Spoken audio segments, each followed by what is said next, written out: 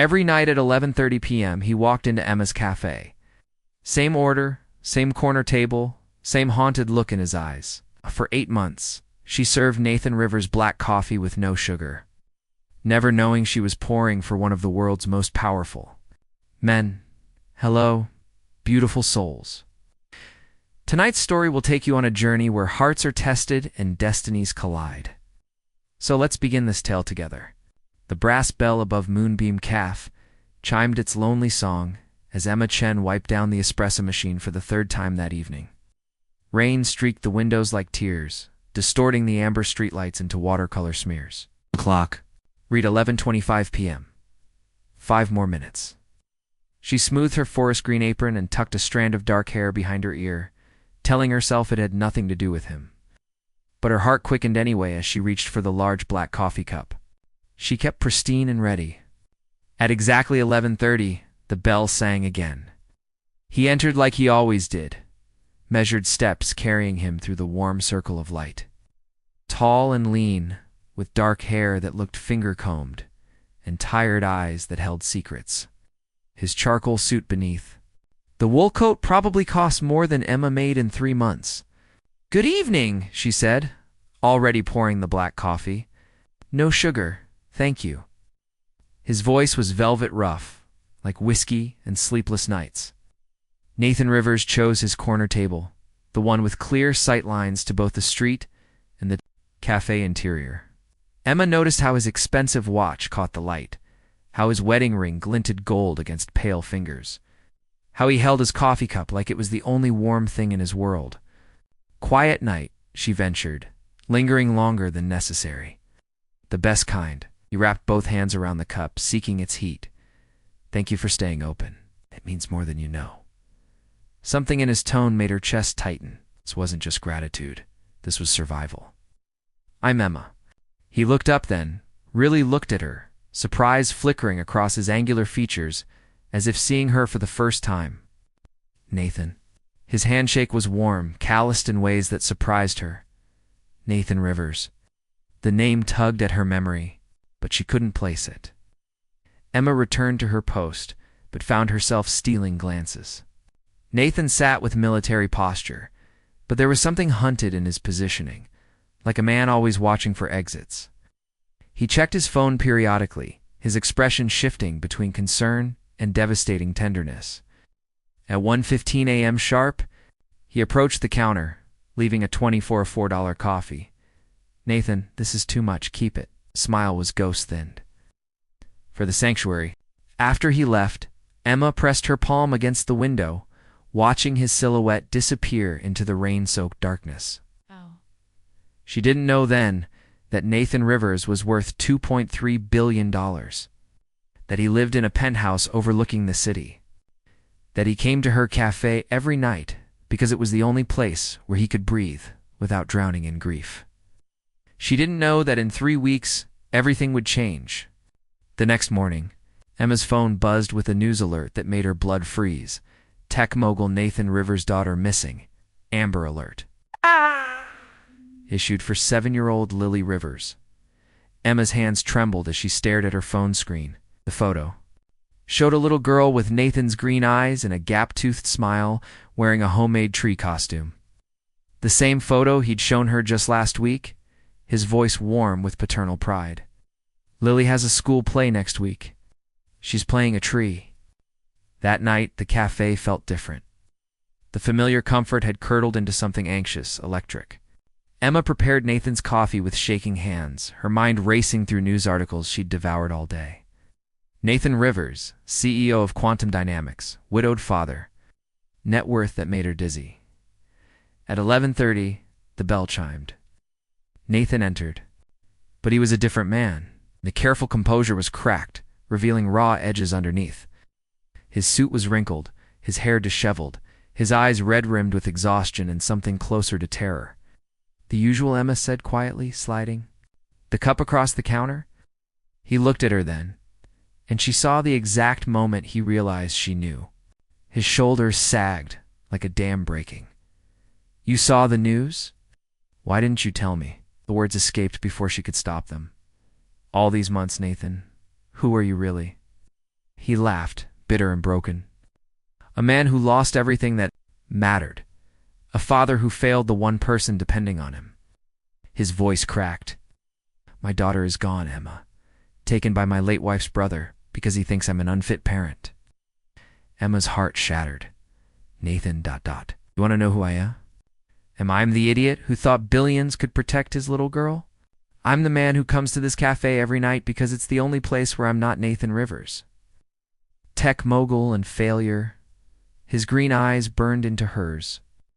I'm just the guy who drinks black coffee and pretends he's not drowning. Weight of his confession hung between them like smoke.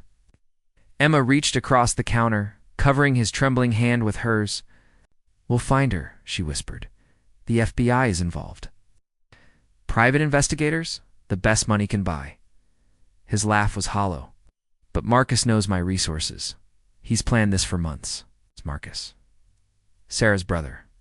My late wife's brother. Nathan's jaw tightened. He never forgave me for surviving the accident when she didn't. He's convinced Lily belongs with him, not with the man who killed his sister. Emma's blood chilled. The accident? 2 years ago? I was driving. The words fell like stones. Sarah died on impact. I walked away with a few scratches. Marcus has never let me forget that. Understanding crashed over Emma like a wave. The wedding ring he still wore. The careful way he spoke about Lily's mother in past tense. The haunted look that never quite left his eyes. That's why you come here, she breathed. Because it's the only place where you're not carrying that guilt. Nathan nodded, tears tracking down his cheeks. Sarah loved this little cafe. We used to come here on Sunday mornings when Lily was small. She'd order hot chocolate with extra marshmallows and draw pictures on napkins. The bell chimed behind them. Emma looked up to see 2 men in dark suits entering, their expressions grim and official. Nathan stiffened, recognition flashing across his face. Mr. Rivers, the taller man said, we need to talk. We have a lead on your daughter's location, but there's a complication. Nathan stood slowly, his coffee forgotten. What kind of complication? Marcus Chen isn't just hiding Lily. He's planning to leave the country tomorrow night. If we don't move fast, you may never see your daughter again. The FBI agents spread photos across Emma's counter like tarot cards predicting disaster. Surveillance shots of a man with Sarah's eyes and bitter mouth, little girl clutching a stuffed elephant, airport terminals, and private jets. Marcus has contacts in Hong Kong, Agent Morrison explained. Once they cross international waters, extradition becomes complicated. Nathan studied the images with laser focus, but Emma noticed his hands shaking. Where is she now? Safe house about 40 miles north. But here's the problem. Morrison's expression darkened. Marcus isn't working alone. He has someone on the inside, someone feeding him information about our investigation. The cafe fell silent, except for the hum of the espresso machine. Emma watched Nathan's face transform, becoming the ruthless CEO she'd read about in Forbes articles. I want a list of everyone with access to case files. We're already on it, but Nathan? Morrison hesitated. The leak might be closer than you think. Someone you trust. Emma's phone buzzed. A text from an unknown number. If you want to see Nathan's daughter alive, meet me at Pier 47 in 1 hour. Come alone, or she disappears forever. Her blood turned to ice. Without thinking, she grabbed her coat. Emma, where are you going?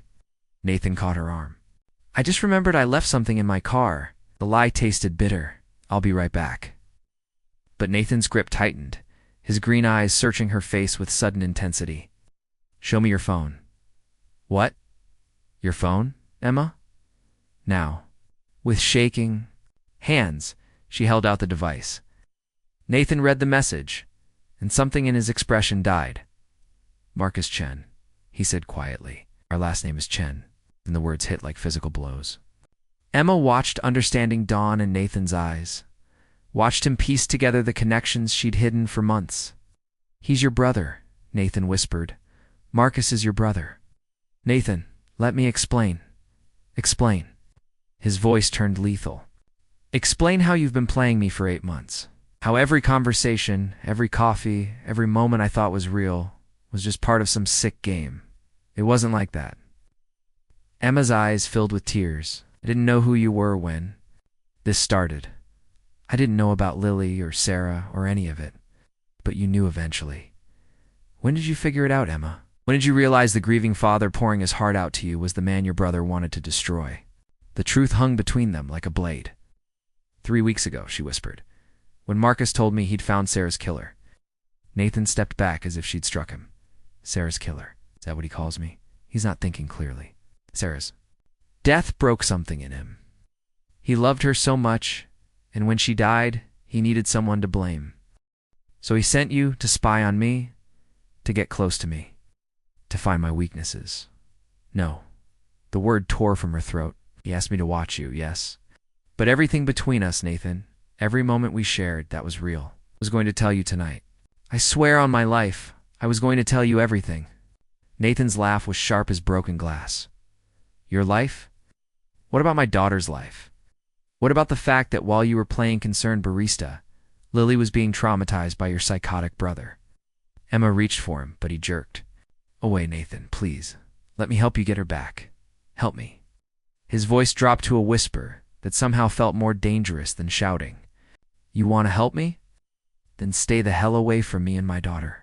This ends now. He turned to the FBI agents. We have our leak. Emma Chen has been feeding information to Marcus this entire time. That's not true. Emma spun toward Morrison. I never told him anything about your investigation. I didn't even know there was an investigation until tonight. But Morrison was already on his radio, calling for backup. Ma'am, you need to come with us for questioning. As they led her toward the door, Emma looked back at Nathan one last time. I love you, she said simply. Whatever you believe about me, that part is true. Nathan's face was stone. Love. You don't even know what that word means. The door closed behind them with a gentle chime, leaving Nathan alone in the cafe that had been their sanctuary.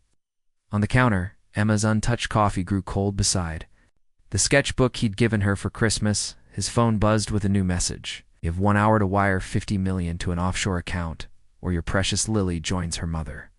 The barista was just the opening move. The real game starts now. The FBI interrogation room smelled like disinfectant and desperation.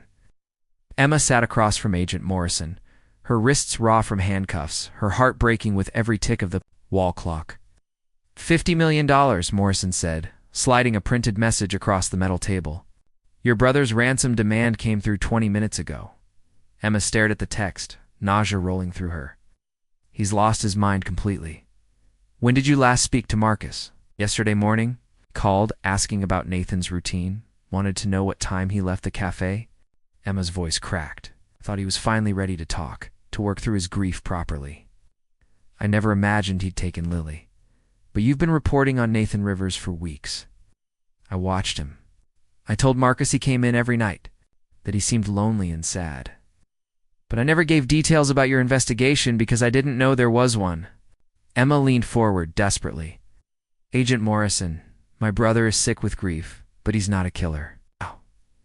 If Nathan pays the ransom, Marcus will let Lily go. And if he doesn't? Emma closed her eyes, seeing her brother as he'd been before Sarah's. Death. Gentle Marcus, who taught kindergarten and grew prize-winning roses. Marcus, who'd held her when their parents died, who'd worked 2 jobs to put her through art school. I don't know, she whispered. The door burst open. Nathan stood in the threshold, his face haggard but determined. Determined. Alone. Morrison frowned. Mr. Rivers, that's not protocol. 5 minutes, please. After Morrison left, Nathan sat across from Emma. The silence stretched between them like a chasm. Going to pay, he said finally. Nathan, no. If you give him $50 million, he'll just ask for more. Then I'll pay that too. And whatever comes after. His green eyes were hollow but resolute. She's my daughter, Emma. She's all I have left of Sarah, and I won't let her die because of my pride. This isn't about pride. It's about Marcus manipulating your grief to fuel his own revenge fantasy. Maybe. But she's 7 years old, and she's scared, and she's calling for her daddy. His voice broke. I heard her on the last call. She was crying.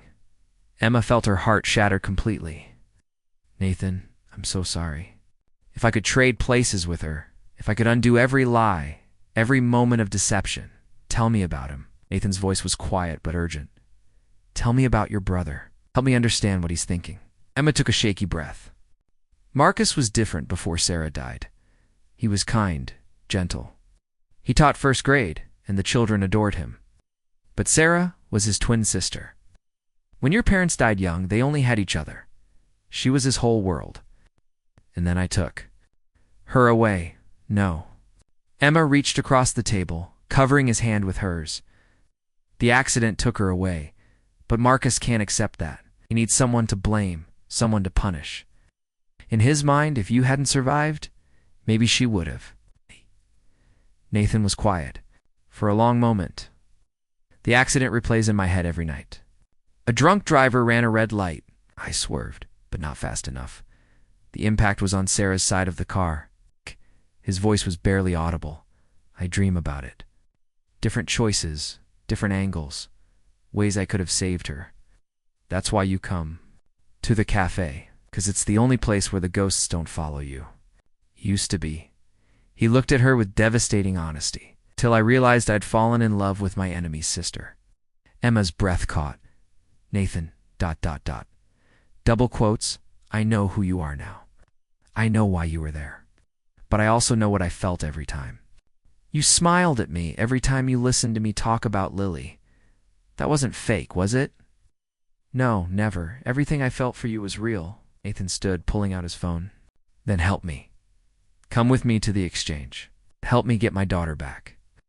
Marcus will never trust me if he knows I've been working with the FBI. Then we don't tell him that part. Nathan's eyes burned with desperate hope. We tell him you've been the perfect spy. That you've learned everything about my security, my weaknesses, my routines. We make him think you're delivering me to him. Emma understood immediately. You want me to betray you? Actually betray you this time. I want you to save my daughter, whatever it takes.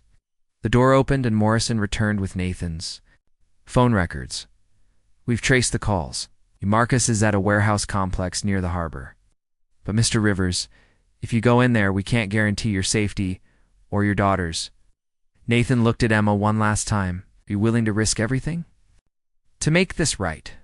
Emma thought about Lily's gap-toothed smile, about Nathan's sleepless nights, about her brother's grief-poisoned heart. She thought about love and betrayal and the terrible prices they sometimes demanded. Yes, she said simply. Let's bring Lily home. As they prepared to leave, Emma's phone buzzed with one final message from Marcus. The girl dies at midnight. If you don't bring Nathan Rivers to Warehouse 47, come alone. Sister, time to choose which family you're loyal to. Warehouse 47 crouched in the harbor darkness like a sleeping beast. Emma walked beside Nathan to Ward, the single light glowing in the massive structure, her heart hammering against her ribs. FBI agents shadowed them from a distance, invisible. But ready, remember? Nathan murmured.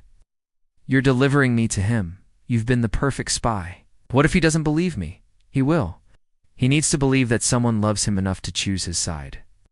The warehouse door groaned open. Marcus stood silhouetted against harsh fluorescent lights. Older and thinner than Emma remembered, his eyes hollow with grief and rage. Behind him, Lily sat on a wooden crate, clutching her stuffed elephant. When she saw Nathan, she let out a small cry, Daddy. Stay where you are, Lily. Marcus's voice was eerily calm. Daddy and I need to have a conversation first. Nathan stepped forward, hands visible and empty. I'm here, Marcus. Let her go. Not yet. Marcus turned to Emma. Sister, you've done well. 8 months of perfect surveillance. He learned his routines, his weaknesses, his breaking points. Emma forced her voice steady. He trusts me completely. He told me about the accident, about how guilty he feels, about how he dreams of different choices. Marcus smiled, sharp and cold. Guilt is a wonderful thing. It makes people so compliant. He pulled out a gun, pointing it at Nathan's chest. Did you know he visits Sarah's grave every Sunday? Did you know he still wears his wedding ring because he thinks taking it off would be the final betrayal? Marcus, please. Emma stepped closer to her brother. You have him here? You have your revenge. But Lily doesn't deserve to watch her father die. Lily deserves to know the truth about the man who killed her mother. I didn't kill Sarah. Nathan's control finally snapped. A drunk driver killed Sarah. Physics and bad timing and random chance killed Sarah.